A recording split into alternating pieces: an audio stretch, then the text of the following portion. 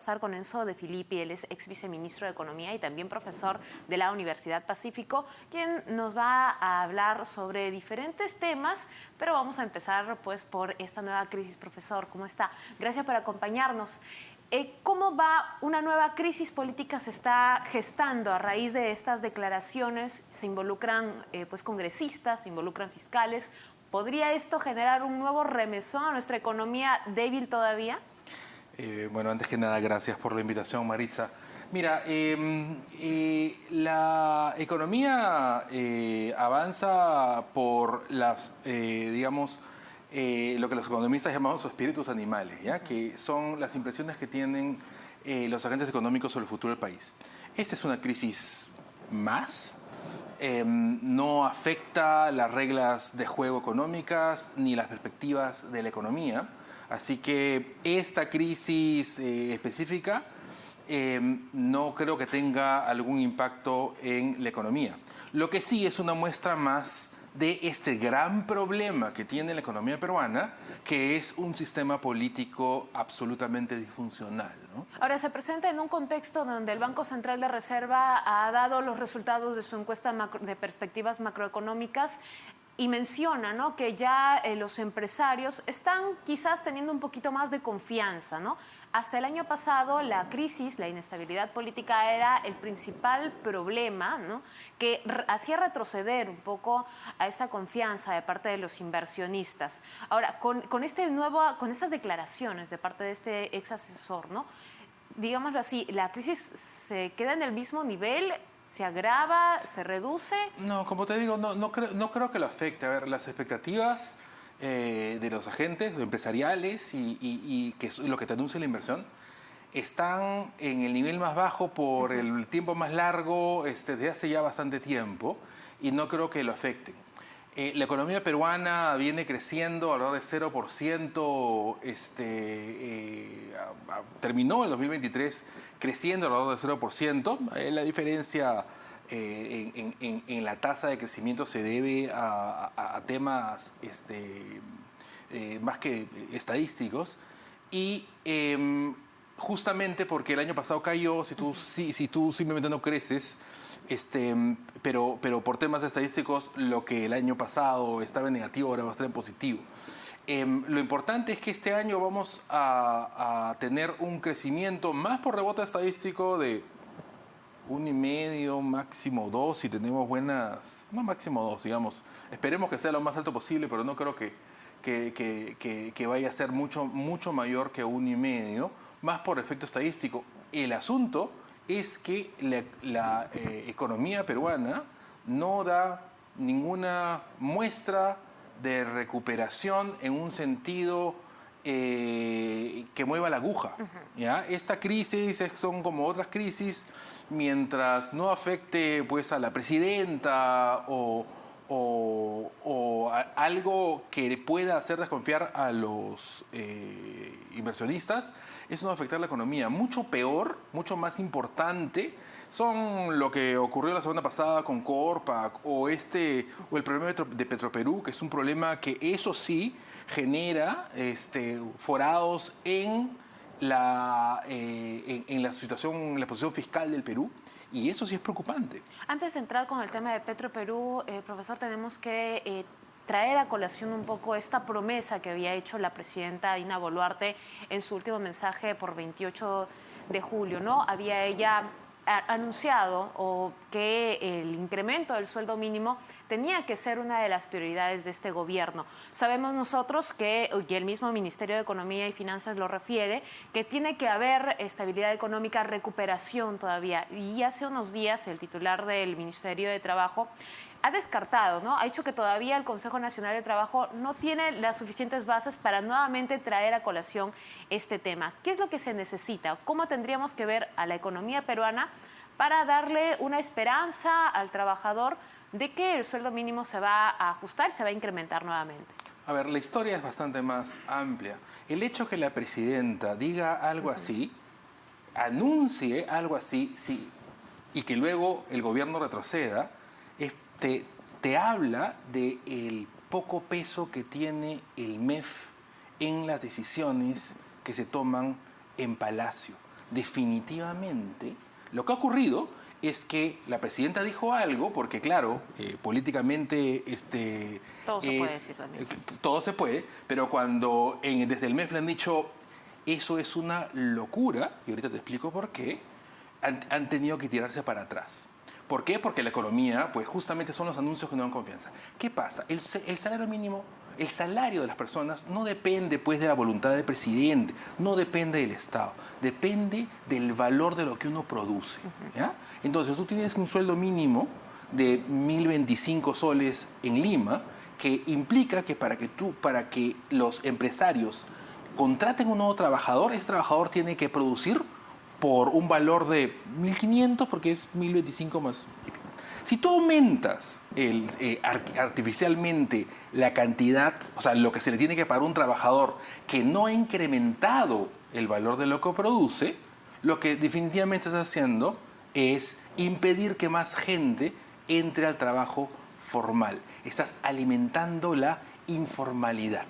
¿Okay? Claro, porque las empresas ya no tendrían suficiente dinero para llegar a ese tope. No solamente eso, aún no hemos recuperado el empleo formal que teníamos antes de la pandemia.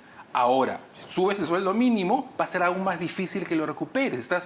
Esas son medidas populistas que lo único que hacen es perjudicar a los más pobres. ¿Sabes quiénes son los que están peor, los que tienen menos empleo formal?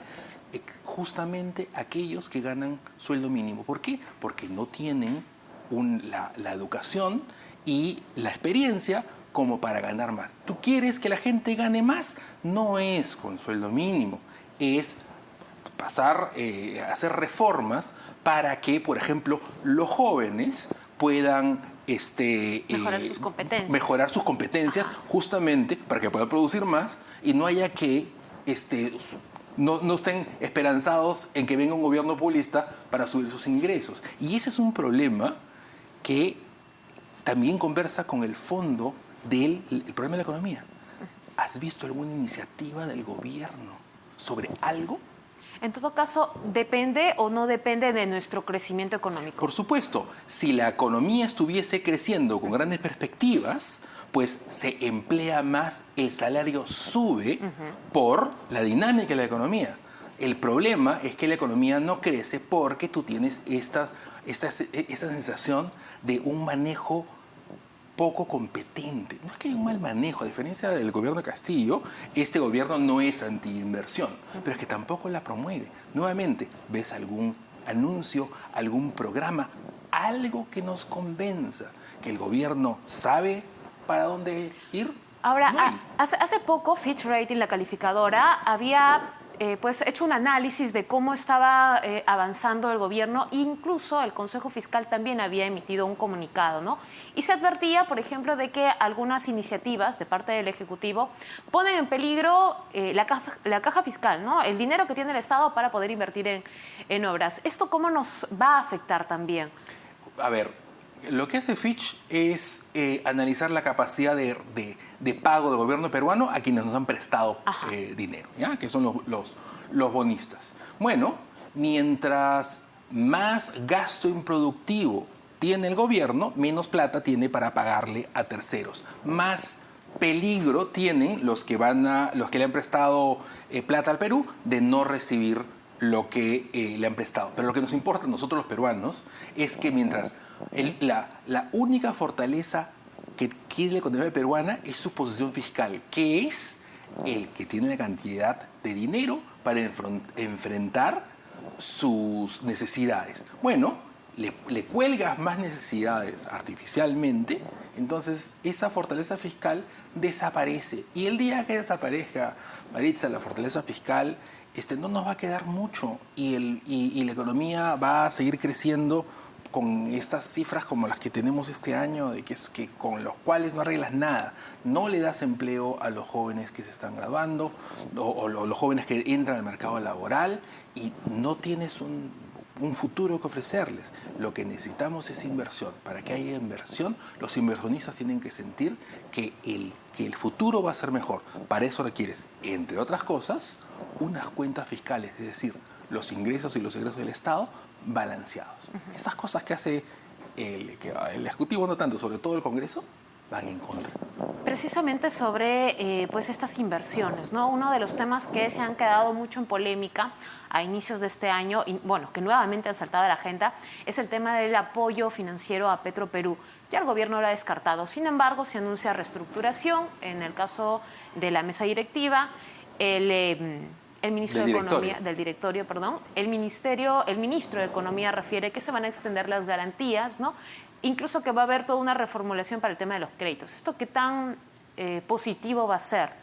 A ver, el gobierno, los gobiernos, no solamente viven bajo la ilusión de que el directorio, cambiar el directorio es suficiente para cambiar la empresa.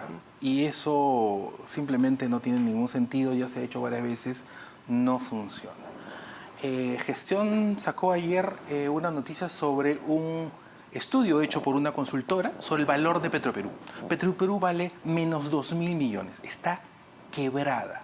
¿Para qué seguimos manteniendo a Petroperú? Sin embargo, el presidente del Consejo de Ministros, Otárola, ha referido que es uno de los activos que no se puede permitir que quiebre. ¿Por qué? Habría que preguntarle, es todo político. ¿No será por la inversión quizás que se ha hecho, por ejemplo, en la refinería Talara? Pues no vale, vale la empresa completa, vale menos 2.000 millones. Es decir, si le has metido 6.000 millones a la empresa y tenía 4.000 millones de activos, los activos valen 10.000. Bueno, que valga menos 2 quiere decir que los pasivos valen 12.000. ¿Ya? En cualquier empresa privada, esta empresa entra en reestructuración y se venden los activos siguen operando, sigue refinándose gasolina en Talara, pero el accionista ya perdió su capital. Eso es lo que ocurre con Petroperú. El Estado, el dinero que le ha puesto a esa empresa, ya lo perdió. ¿Y por qué lo ha perdido? Por el estupendo manejo de la gente a quien queremos mantenerla en su puesto de trabajo. Esa es la gente que ha quebrado la empresa, que no tiene las competencias y que si Petroperú fuese privada, no estarían trabajando ahí, o si estarían trabajando ahí, estarían mucho mejor dirigidos. El problema en la empresa pública va mucho más allá. Ocurre con Petroperú, ocurre con Corpac. ¿Has visto lo que ha pasado la semana pasada? Que es terrible, es porque las empresas ya no trabajan para nosotros. Empresas públicas no trabajan para los accionistas, que somos los peruanos. Trabajan para quienes las manejan. Ya están privatizadas. Están privatizadas hacia los empleados. Ahora, en todo caso, no hay salvación ya para Petroperú, según su perspectiva. ¿Vas a poner plata? ¿Cuánto vas a poner? ¿Vas a poner garantías para que no quiebre? ¿Vamos a ponerle más plata?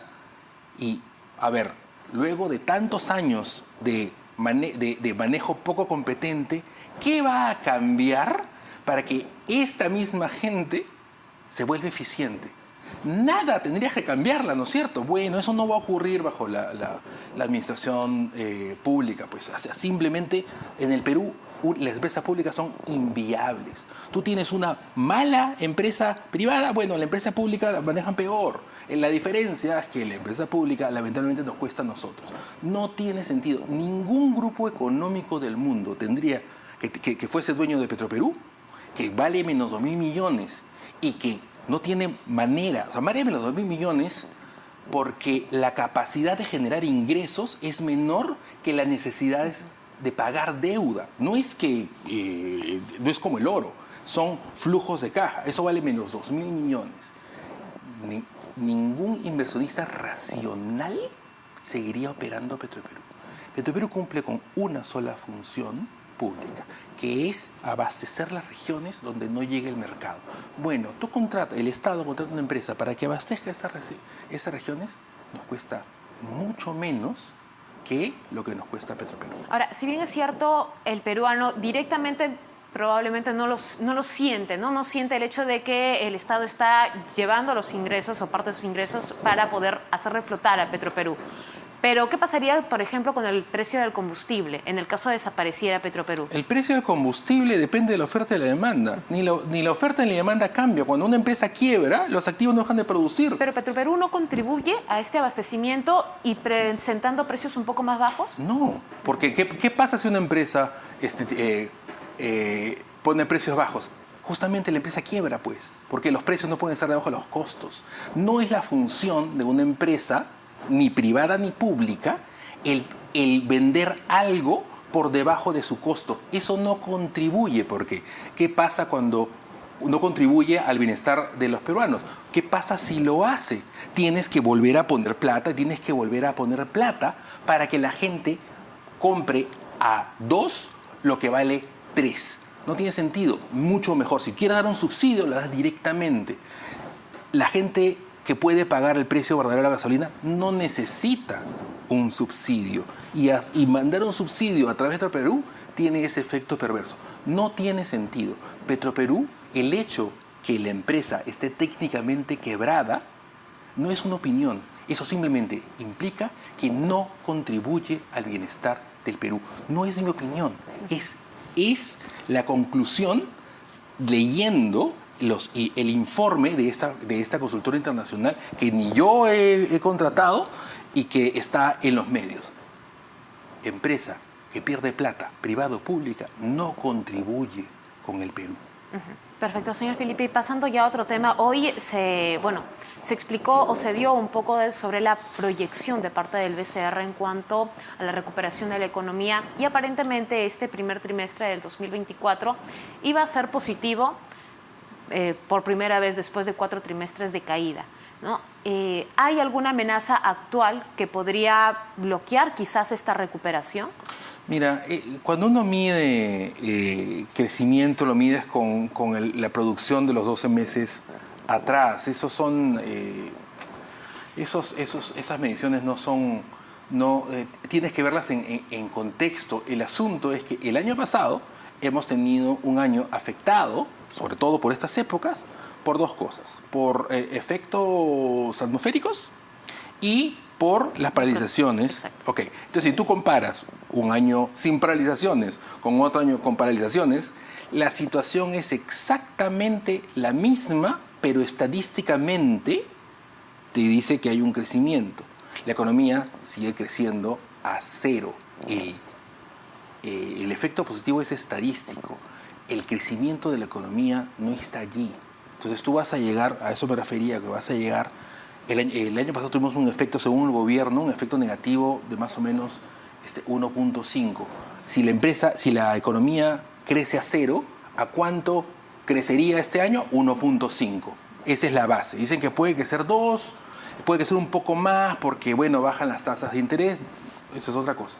Esperemos.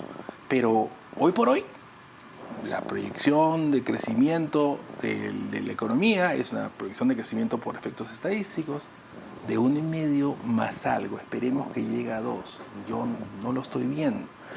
¿Y las medidas del Ejecutivo, como por ejemplo Impulso Perú, entre otras, están contribuyendo a esta recuperación? Mira, el Consejo Fiscal, que las ha analizado bastante mejor que yo, el Consejo Fiscal es este consejo justamente que tiene el Perú para comentar sobre las medidas económicas, dice que no. Entonces, no es que me crean a mí, es que crean en el Consejo Fiscal, que tiene, yo creería, bastante mayor credibilidad que la de cualquier economista en particular. Sin embargo, la última vez que el señor Carlos Oliva, por ejemplo, hizo una crítica hacia el MEF, el ministro de Economía le respondió y prácticamente dio a entender que era ya un conflicto más polémico, ¿no? Más político. Lo que dijo el ministro, lo que dijo Carlos Oliva fue lo que pensamos muchos.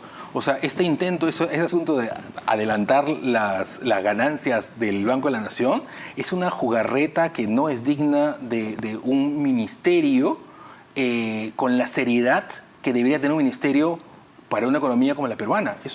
Entonces, claro, el que lo hace no le gusta que lo digan, pues. O sea, ¿sabes qué? Hiciste una pequeña trampita, pero no, es que no era una pequeña trampita. Pues bueno, claro, no le gusta que lo digan, pero lo dijo el presidente del Consejo Fiscal. No lo dijo Carlos Oliva de manera particular, lo dijo como presidente del Consejo Fiscal. ¿Por qué es presidente del Consejo Fiscal?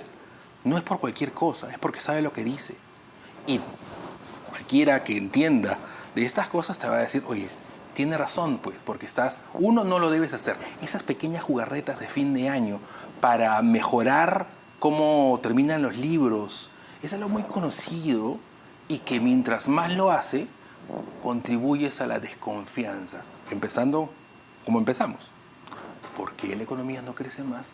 Porque los inversionistas no ven que el futuro vaya a ser mejor. ¿Y por qué? Porque tú tienes un MEF que no inspira confianza, pues tiene mucho menos peso que antes, no tienen medidas que inspiren confianza, y no es porque lo diga yo, te estoy leyendo lo que dicen las cifras económicas, que tienes unas expectativas de crecimiento bastante bajas, ¿no? Antes de cerrar, señor De Filippi, por favor, una última consulta. ¿El Perú ahora, actualmente, se encuentra en riesgo de reducir quizás su calificación, su perfil crediticio? Por supuesto que sí. ¿Sabes qué pasa? Que parte de estas cosas que hace el MEF es que dice que este año vamos a crecer a 3%. Eso no lo cree nadie. Pero ¿sabes cuál es el problema? Que se hace el presupuesto y, por lo tanto, los cálculos de déficit fiscal con crecimiento de 3%. Cuando no creces 3%, los ingresos tributarios son menores. Empiezas el 1 de enero con una proyección de déficit fiscal mayor que el que te has comprometido. Y el año pasado nos volamos la regla. Hemos tenido un déficit fiscal más allá que el que debimos tener, y por eso la jugarreta esta del Banco de la Nación. Pero fuera de eso, si no crecemos 3% y nadie cree en su sano juicio que vamos a crecer 3%, tienes un tremendo problema, pues, porque eso quiere decir que vas a romper nuevamente la regla. ¿Y qué pasa? Nuevamente pasamos a lo mismo.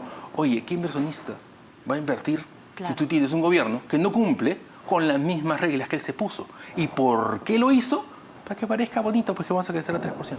Perfecto, le agradecemos mucho por estar acá. Enzo De Filippi, ex viceministro de Economía y profesor de la Universidad del Pacífico en Las Cosas Como Son. Nos vamos a